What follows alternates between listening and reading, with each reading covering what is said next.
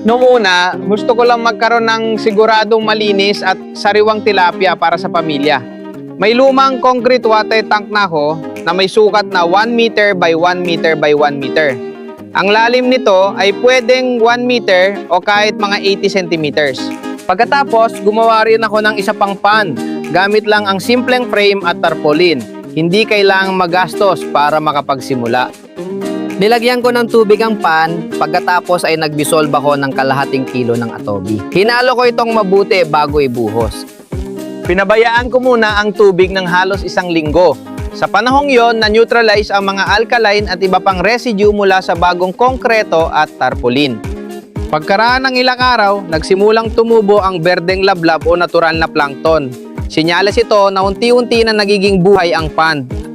Bumili ako ng 4 na pirasong malalaking buhay na tilapia at inilagay ko sa pan. Simple lang ang sistema, hindi kailangan ng mamahaling kagamitan. Gumamit lang ako ng simpleng aquarium aerator. May isang outlet na nakalagay sa ilalim para magkaroon ng ikot ang tubig at may tulak ang mga dumi. Ang isa naman ay nasa ibabaw na may sponge filter. Dito dumadaan ang tubig bago bumalik sa pan.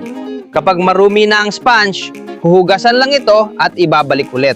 Simpleng maintenance pero malaking tulong sa pagpapanatiling malinis ng tubig. Bawat 1 linggo, naglalagay ulit ako ng 2 hanggang 3 kutsara ng atobi para sa 1 cubic meter ng tubig. Siguraduhin tunawin muna ito sa isang lalagyan bago ibuhos sa pan. Sa pagpapakain naman, aqua feeds lang ang gamit ko tuwing umaga at hapon. Tamang dami lang ang ibigay para walang masayang. Pagkaraan ng ilang panahon, napansin kong nangingitlog at dumami ang mga tilapia. Unti-unting lumaki ang mga fingerlings nang hindi ko namamalayan. Nang lumaki na ang ilan, kumuha ako para iluto. Napansin kong hindi ito malansa, hindi madulas, at napakasarap ng laman. Doon ko naisip na sulit pala ang simpleng pag-aalaga ng sariling isda. Kapag may bisita, ito ang inihahain ko. Napapansin nila ang linaw at sarap ng isda, kaya nagtatanong sila kung pwede bang bumili. Sinimulan kong ibenta sa presyong katulad lang ng nasa palengke. Hindi man kalakihan ang kita, malaking tulong ito sa pambayad ng kuryente, tubig at pambili ng pakain. Nang dumami ang gustong bumili, nagdagdag ako ng isa pang pan.